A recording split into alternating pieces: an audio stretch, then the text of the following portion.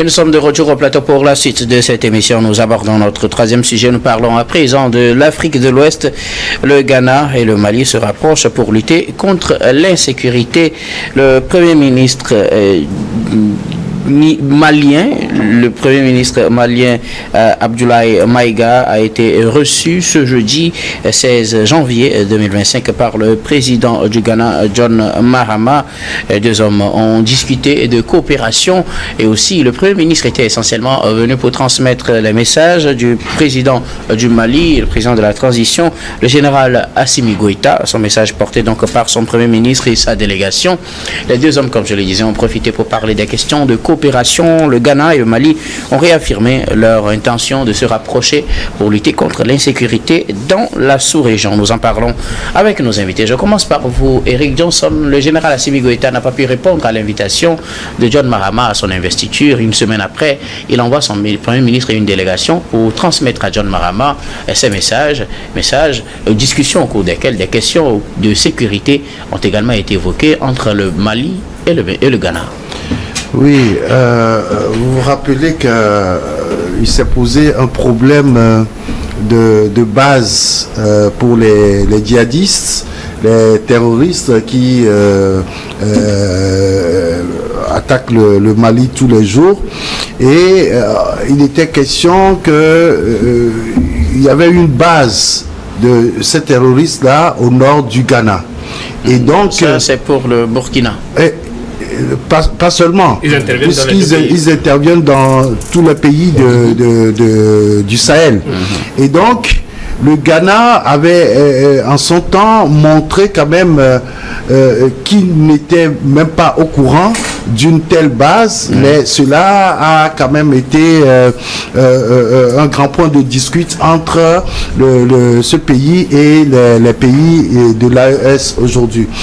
Et malheureusement pour le Ghana lui-même a été attaqué à plusieurs reprises à cette partie-là, c'est-à-dire au nord, par ces djihadistes et terroristes. Et donc, c'est tout à fait logique qu'aujourd'hui, que le Ghana et le Mali se rapprochent pour lutter ensemble contre l'insécurité. Le vrai souci, en réalité, c'est que les pays de l'AES ont décidé de quitter la CEDEAO. Or, il était question quand même qu'il soit formé une force régionale pour lutter contre ces forces du mal. Malheureusement, le Mali, n'étant plus membre de la CEDEAO, mais voyant le mal venir de partout, le Mali est obligé de coopérer avec tous les États de la CEDEAO, surtout les pays qui sont frontaliers aux pays de l'AES, pour pouvoir combattre ces djihadistes. Et donc, je pense que le président Assimi Goïta, oui, il n'était pas allé à l'investiture de John Mahama et son Premier ministre y était. Mais 10 jours après, il est revenu encore pour avec un message du président Assimi Goïta, justement pour dire que pendant l'investiture, ils n'ont pas pu discuter, mais le peu de temps qu'ils ont passé ensemble, ils ont fait un tour d'horizon de la coopération avec ces pays de l'AES. Et comme j'ai l'habitude de dire, vous voyez ces pays de l'AES qui se retrouvent enclavés, mais ils ont besoin des ouvertures sur l'océan. Et donc, il a parlé de sécurité et d'économie. Et donc, ça veut dire que autant ils sont plus membres de la CEDEAO, autant ils ont besoin de ces pays de la CEDEAO pour lutter contre le terrorisme et le djihadisme qui sévit dans le Sahel. Alors, faut-il dire que la confiance renaît entre le Mali ou bien les pays de l'AES et le Ghana? Mais, comme j'ai toujours dit, aujourd'hui, c'est vrai que les pays de l'AES ont décidé de quitter la CEDEAO, Mais je dis toujours qu'il y a encore des fonctionnaires de ces pays de l'AES qui travaillent encore à la CEDEAO. Je parle de l'AES et du Ghana. Et maintenant, ça veut dire que le pont n'est pas totalement rompu entre ces pays de l'AES et les États de la CEDEAO. Individuellement, chaque pays, comme on parlait tout à l'heure de Centrafrique, qui peut s'ouvrir à tout pays, c'est la même chose qui se passe. Et donc je crois que oui, en temps, il y a eu beaucoup de soubresauts entre ces pays de l'AES et certains pays de la CEDEAO. Si le président Assimi Goïta envoie son premier ministre vers le président ghanéen, je crois que oui, la confiance renaît.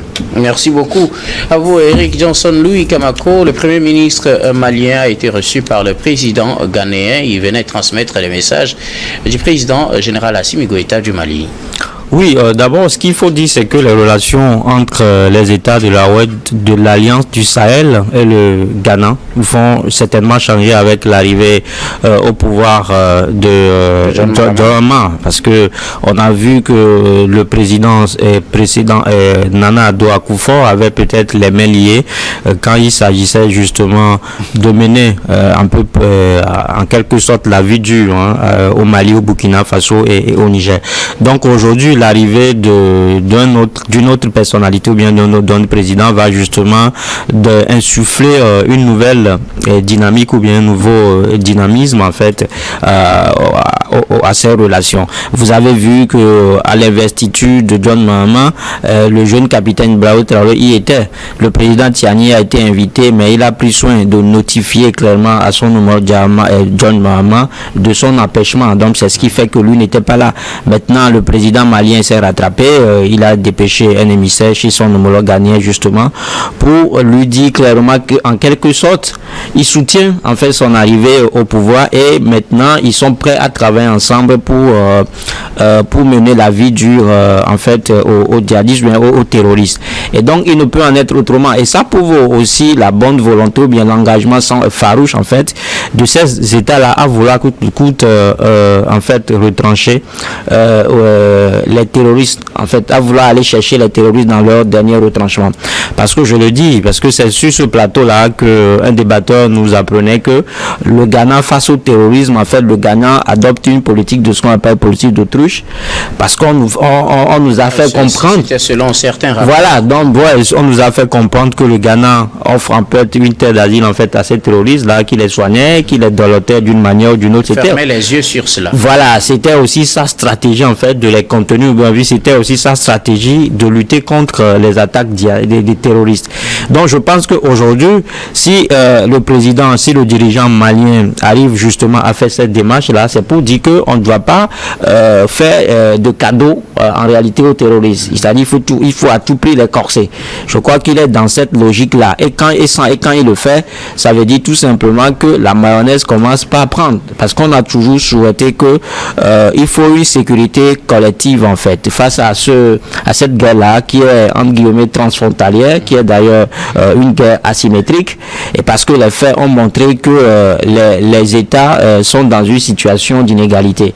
C'est-à-dire que certains pays sont plus dotés que d'autres en termes sur le point sécuritaire et face à ce terrorisme-là qui est transfrontalier. Donc il va falloir toujours réfléchir à un système aussi sauf embryonnaire de telle enceinte qu'il puisse arriver à une sécurité collective. Et je crois que c'est ce que le président malien est en train de proposer aujourd'hui à son homologue ghanéen. Et donc quand vous voyez que même à la dernière sortie en fait des dirigeants béninois, ils ont fait mention, ils ont dit que le Bénin a été frappé parce que les terroristes sont restés libres dans les pays frontaliers.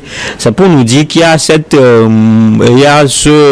carence ou bien ce manque de cohésion ou bien de collaboration entre les mêmes États frontaliers qui fait que à un moment donné les les terroristes vont vouloir certainement trouver refuge où il y a peut-être des failles. Donc je crois qu'aujourd'hui, s'il y a eu collaboration sérieuse, s'il y a eu synergie d'action, je pense que facilement on va mettre justement fin au terrorisme dans la sous-région. Merci beaucoup à vous, Louis Kamako. Alors, Kakouvi Abaïli Abassa, le Mali envoie un message au Ghana à travers son Premier ministre. Il a été reçu ce jeudi par le nouveau président ghanéen, John Mahama. Oui, vous savez, c'est deux choses. Ces deux choses, principalement pour le Ghana et le Mali, c'est l'économie et la sécurité. Pour le cas de la sécurité, les confrères ont déballé ce qu'il y a dedans, c'est notamment le partage de renseignements entre les deux États. Le Mali et le Ghana ne partagent pas la même frontière, mais les djihadistes qui quittent par exemple le Mali passent par le Burkina, ils peuvent rentrer directement au niveau du Ghana. Donc, surtout qui cherchent à avoir de la côte. Plusieurs rapports ont montré que ces djihadistes-là viennent chercher des éléments, des hommes au nord Togo et au nord Ghana. Oui, pas que des bras valides pour soutenir leurs efforts de guerre, mais beaucoup plus, comme on appelle, les achats des motos pour ces terroristes passent souvent par nos frontières. Donc il y a des jeunes commerçants qui font des trafics directement avec ces djihadistes ou leurs représentants, d'une manière ou d'une autre. Donc, effectivement, il faut une bonne collaboration entre nos États pour pouvoir lutter contre cette guerre, pour pouvoir lutter contre ces terroristes. Donc, cette visite effectuée par le Premier ministre malien en terre ghanéenne, c'est pour essayer de renforcer le lien économique, mais aussi de sécurité. Vous n'êtes pas sans savoir que, comme on appelle, le Mali fait partie de l'initiative Dakar, qui a pour objectif de parer la propagande, la propagation des terroristes sur la sous-région ouest africaine, dans la sous-région ouest africaine. En facilitant la coopération et les interventions des armées, les interventions des armées, mais aussi le partage, le partage de renseignements. Donc, le renforcement de la relation entre les deux pays, ça serait beaucoup plus profitable pour les deux pays. Mais il faut pas oublier l'aspect économique. Il ne faut pas oublier que le port de Tema et certains ports du Ghana sont des ports aussi qui concurrencent les autres ports de la sous-région. Donc, avoir une bonne relation avec le Burkina Faso, avoir une bonne relation avec le Mali, avoir une bonne relation avec le Niger permettra au Ghana de faire fructifier vraiment son économie, de faire développer son économie. Surtout que Mahama a promis d'investir beaucoup dans l'infrastructure pour pouvoir trouver, comme on appelle, surtout des infrastructures de transport. Donc, c'est une façon de faire jeu doux au pays de l'AES pour pouvoir profiter, comme on appelle, de leur économie. Merci beaucoup à vous tous pour vos contributions. Je ne sais pas si quelqu'un a quelque chose à ajouter. Sinon, nous allons marquer une nouvelle pause et on reviendra tout à l'heure pour la dernière partie de cette émission. Dernière partie que nous allons bien évidemment consacrer au Togo.